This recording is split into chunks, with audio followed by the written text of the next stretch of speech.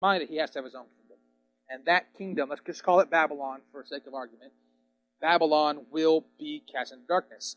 Now, this is one of those things where I believe God put the image in my mind. I want you to imagine darkness. Now, not just darkness like nighttime, and not darkness like you close your eyes. Imagine darkness as an entity. Now, imagine that entity of darkness spreading through everything. It goes into your ocular cavities, not blinding you, but still preventing sight. Not because your eyes can't see, but because it's so invasive that all other light is being blocked out. Huh? Basically. I mean, Satan is the prince of darkness. You going to be prince of darkness? Here's your kingdom, a kingdom of darkness. Now, can he still see in it? I don't know, maybe. Maybe he can only see a little bit. Or maybe Satan needs some light to see too. And it's kind of a cool analogy. You take that and you expound on that to teach a whole other series of things in the Bible about light. What happens when you remove light? Well, this, I think, is merely a matter of just blocking it out. In my mind, I see it almost as a fog that just everything within the boundaries of his kingdom that God constitutes as his kingdom is darkened. There's just no light getting in. Maybe like a giant fog, black fog dome sitting over it. I mean, I don't know. I do not know. But that's the image that I believe God put in my mind, in my heart, whenever I studied this. That's just what I see. Moving on, verse 12. The sixth angel poured out his bowl on the great river, the Euphrates, and its water was dried up, so that the way would be prepared for the kings from the east. Now, why is that a bowl? Why is that a plague or a judgment? Doesn't sound like one, does it? A river that runs with fresh blood dried up? How is that hurting anybody? Well, the tail end of that verse, to make way for the kings of the east. It's basically the last step that is going to bring about the battle at Armageddon. Because you have to imagine here, again, all freshwater sources, all rivers, streams, lakes, ponds, everything is blood. Oceans, seas, gulfs, it's all blood. How will that restrict movement? Flight? Not at all. Ground? Probably quite a bit. Another aspect of blood, my understanding is that blood is somewhat acidic. Not necessarily like acid is, but it's corrosive. What do you think blood does to things it sits on for a prolonged period of time? Again, I don't know if anyone's ever actually tested these theories, but I've always just had to understand that blood can be corrosive. Like most chemicals or fluids of certain types, they have the ability to erode things. Even water in of itself will rust out metal, steel, iron. Anything that's pretty much not stainless, it can basically erode given enough time. So, how long has everything that is blood, how long has it been blood? What has it destroyed, eroded, broken up? I'm going to guess quite a bit, considering that the Euphrates River had to dry up in order for the armies of the east to get to where they need to be. So, I mean, it's kind of simple logic here. That river, and I'll tell you right now, I've seen the Euphrates. I've seen the Tigris, seen the Euphrates. It's roughly the width of twice this building front to back. Roughly. Okay? That's a wide river. That's not a little stream. That's a river. That puts, well, some sections of the Guadalupe are about that wide too. But the Guadalupe don't run like this thing does. The Euphrates moves. It is more than you. You could not cross that river. I don't care what Olympic swimmer you are. You could not cross that river before going 300-400 yards down river. It moves. It moves so fast you can see it move as you look at it. So it's going to dry up, and it's going to make a path for the kings of the east. And I'll come back to them. Moving on, chapter 13. My Bible marks this as Armageddon. And I saw coming out of the mouth of the dragon, and out of the mouth of the beast, and out of the mouth of the false prophet, 3 unclean spirits like frogs. I'm going to hold there for a second. I want you guys to step back. I want you guys to look at everything we've been reading so far in chapter 16. What does it remind you of? Does any of these, all these plagues and everything that we've described so far, do they have to trigger memory in your minds of something on a very tiny, maybe 1% is bad compared to what these are doing? There you go. Egypt. Moses. All the plagues.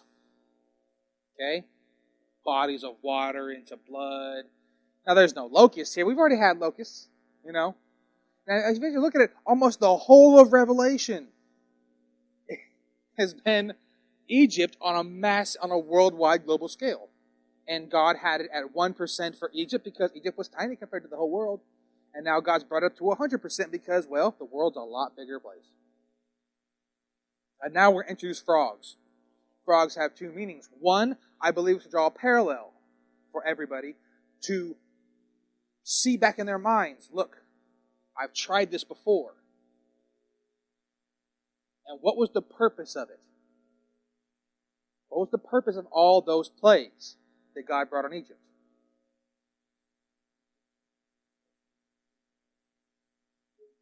To free the Israelites. What's the purpose of Revelation?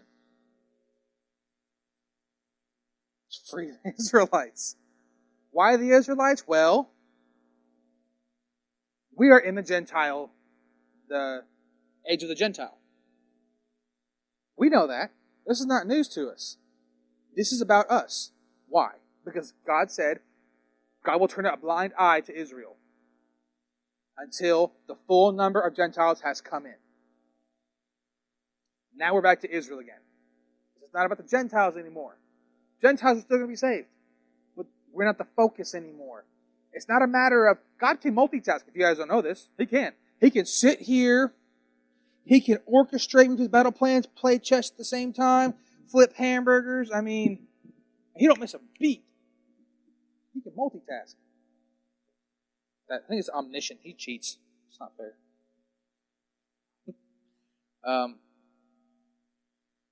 But it all a lot of the symbology, look at it, of the book of Revelation, it ties back into Egypt and the plagues and Pharaoh saying, let my people go. And his heart was hardened. God pours out all these plagues, and they repent not for their sin. And they will not give God the glory. It's amazing. 14. Now, we just saw, it says, out of the mouth of the dragon, the beast, and the false prophet.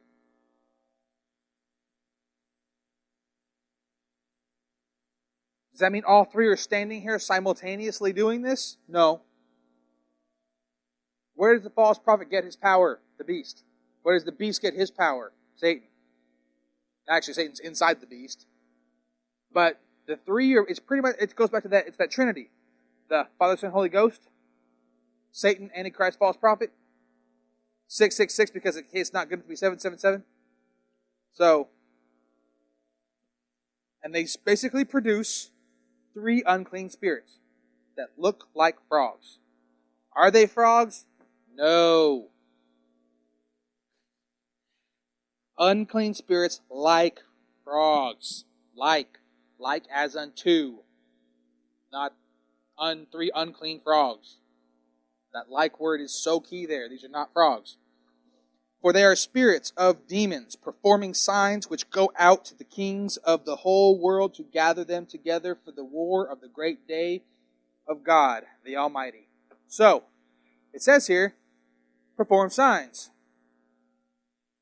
Okay? Satan, the prince of peace, the prince of the air and of the earth, right? He jumps inside the Antichrist body. Antichrist does all these same things. He has the same authority because it's basically Satan indwelt. Does that limit Satan? I don't know. Is he someone who should be inside of a human body, being indwelt inside of a human? Couldn't tell you. Speculation. But he has enough of his power, he can give some to the false prophet. Now they produce 3 unclean spirits. They more than likely have at least the same power that the false prophet has. The false prophet is a man. These 3 unclean spirits are fallen angels. They are angelic beings, fallen or not. They likely have more power than the false prophet does, if Satan allows them to have it. Why would he hold them back? It makes sense he would. He'd send them out with all they could. But their job is not to make war. Their job is to bring together the Antichrist armies, which go out to the kings of the whole world to gather them together. That's it. That's their job. So what signs do they need? I don't know. Maybe they need to call fire down on some of these kings' lowers to put a fire under their booties. I don't know. But they have some power. And their job is to draw the armies for the Antichrist battle. Verse 15, Behold, I am coming like a thief.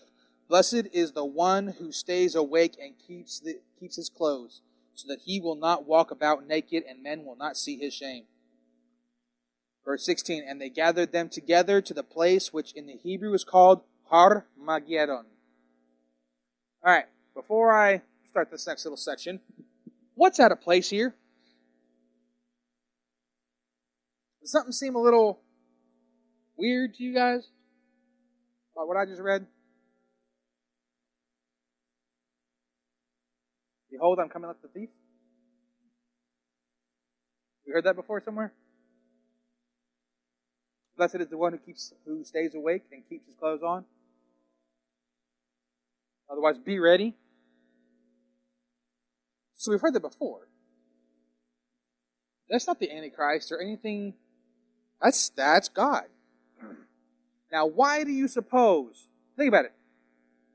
Verse 14. We have spirits. They're going to go with the kings. Blessed, or behold, I'm coming soon. And they gathered them together at the place called Armageddon. Why is that there? It's like a green light, a red light, and a green light. It's like you have 3 things and one does not belong. Which one is it? Well, it's kind of obvious, but why is it there? And that's the key question here that everyone should be asking themselves. Why? Why? Excuse me. Why, smack dab in the middle of you telling us that we're going to gather the armies, you're saying, be ready, be watchful. I want you to think about who's safe and where are they? Petra. Can they leave Petra? Probably not. What are they seeing around them? God only knows what they are seeing. I mean, maybe they have enemy jets flying over, the jets are lobbing missiles in on them, and they're all duds, or they blow up and no one's burned. I mean, who knows?